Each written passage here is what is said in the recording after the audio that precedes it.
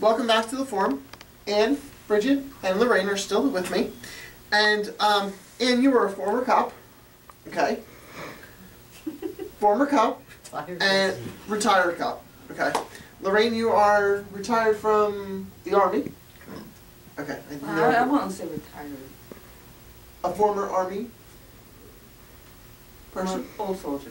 Okay. And Bridget is a jack of all trades. She's a former boxer, a steam fitter, a welder, part of the Coast Guard.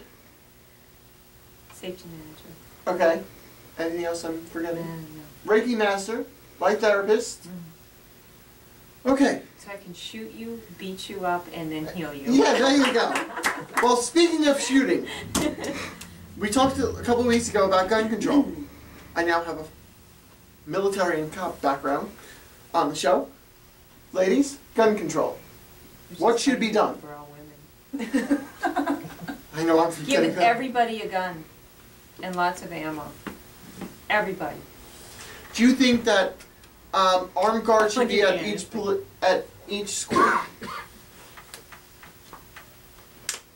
Armed guards at school. No, I don't think. I'm just saying. I'm just. You know, I don't have a child, and I'm sorry that I'm not more informed about this, but don't we have metal detectors at most of the schools? In most schools, yes. So why are these schools not catching the guns? They're metal. They also have lockdowns. Yes, they do. So, and we never had lockdowns when I was growing up. No, the only drills we had growing up were fire drills. Yeah. But now they do everything. Lockdown drills, yes. Yeah. I honestly think it's a very complicated issue, and there is no one single solution that's going to be affable. I think it's going to require a lot of brainstorming, and it's not going to happen overnight, but I don't believe in turning learning institutions into armed camps. I don't know that that's healthy. I have a little bit of a problem with that. I've been offered a position, possible position as retired police officer to be armed at a school that's considering it, and you know, really, I'm not so sure about that. And it goes deeper than just guns. It's our whole culture. If people want to hurt each other, They're gonna whether they have a gun or not, they're going to hurt you. If we take all the guns away, then they're going to start hurting each other with pointy sticks. So then what do? We make a law and we take away all pointy sticks.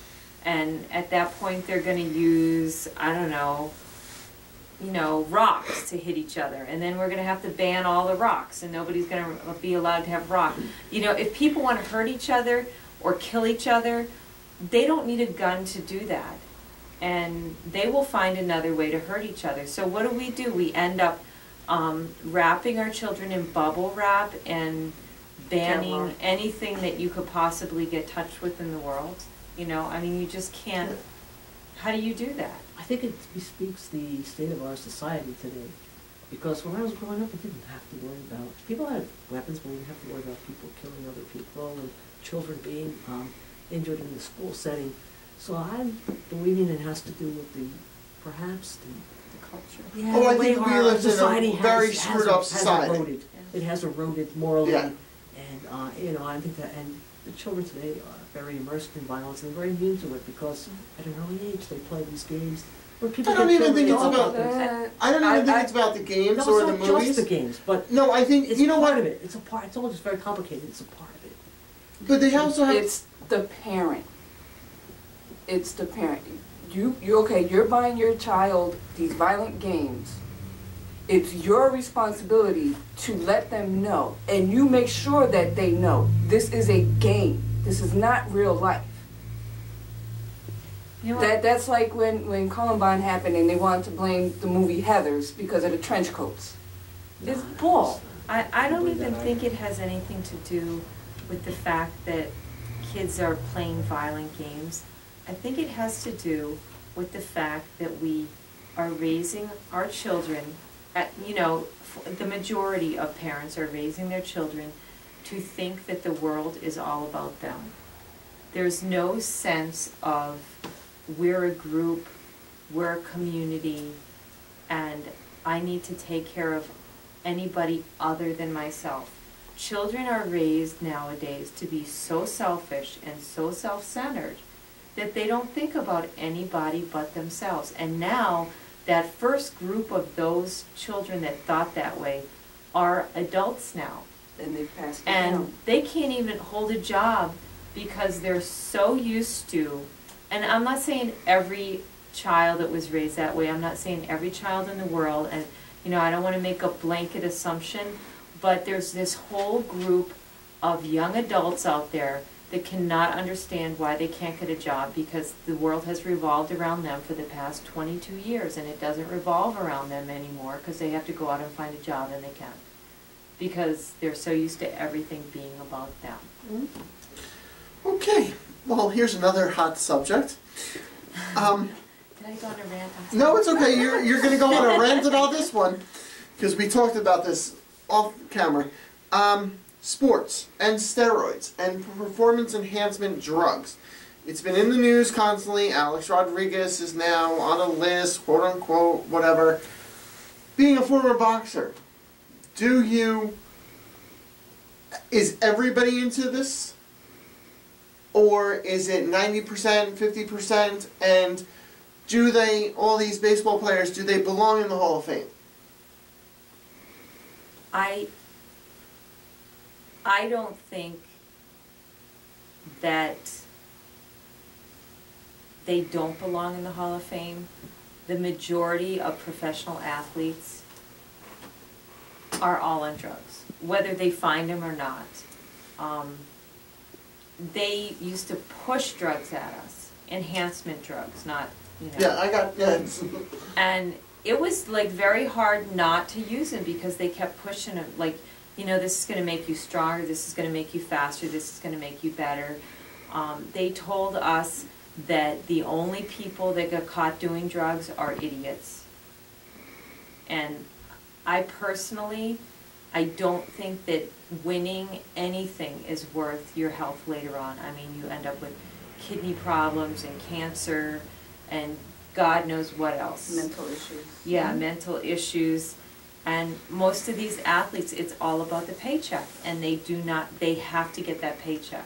Well, when you're getting millions and millions of dollars And you to have hit a baseball with a bat, okay, you have to do everything in your power to do it. And you have your trainer telling you, it's okay, go ahead and do it. No one will ever find out. Mm-hmm. So we may have, I don't know how many people are in the Hall of Fame, but I bet you 99% of the ones in the past 10 years have all been on some type of enhancing drug. Now, we've heard a lot about it in baseball. Do you think that's the sport that's has it the worst? No. Or do you think football It's has it? all sports. It's all All over. sports? All Yeah. across the board. Including hockey and... I'm sorry, All my across bad. the I don't board. watch hockey. All you gotta do is watch hockey fights. Come on. They're brutal. Okay. Okay, now, It's always been that way in hockey. Yeah, of course. anything to add? Excuse me? Anything to add? Well, I just think that it's a shame that it's come to that. Because it's not Look at our It's not that society. it has come to that. It has been that. Well, it has It's been just, just Yeah. coming to Well, light. look at our society. We'd rather pay these sports stars millions of dollars, but we can't pay teachers a decent salary. I won't even begin with doctors. If you look at our athletes, like just from a boxing standpoint, you know, back when Muhammad Ali was fighting, he didn't win every fight. He would win one, he would lose one, he would win one, and Muhammad Ali was considered the best fighter of all times. Nowadays, if you don't have a perfect record, look at Mike Tyson is a prime example. He won every single fight, and he was this great fighter, he lost one fight, and all of a sudden he was a bum. he also bit an ear. That was you know years what? later. I'm just saying. Holyfield can't say Years anything later. because in 1982, when he was fighting as an amateur, he bit somebody too. So he cannot talk about Michael Tyson. And I don't think that anybody that has never been in a boxing ring should condemn anybody for what goes through their mind when they're in there, because it's a whole different world when someone's bashing your brains out and you have to figure out how to get out of that corner. But it's just, why is he all of a sudden a bum because he lost one fight? Look at all those other incredible championships that he won, and our That's our society. nowadays. You lose one game, you lose one thing, Exactly. and you're done. You're a loser. It's not really about the athlete anymore. It's about the record, and I think that's really ruining the sport. Well, speaking of sports, Blade Runner, quote unquote, Oscar Pistorius is charged with murder. He allegedly shot and killed his girlfriend. I don't. Did you watch the Olympics? Amputee. Amputee. Oh. Who ran in the Olympics? Oh, okay. And he is from South Africa. He was in his home with his girlfriend. They say there's conflicting stories that she walked in on him and he thought he thought she was an intruder. There's also stories that she was there overnight. Do you think it was self-defense? Do you think he just killed her because they were having a fight? There's people that say that they were fighting all day long. There's been reports of domestic violence, Mm-hmm. and it's a high security gated community. Mm-hmm. So. I don't know. I don't have enough information Yeah, to we make an educated really don't decision. have. Mm-hmm.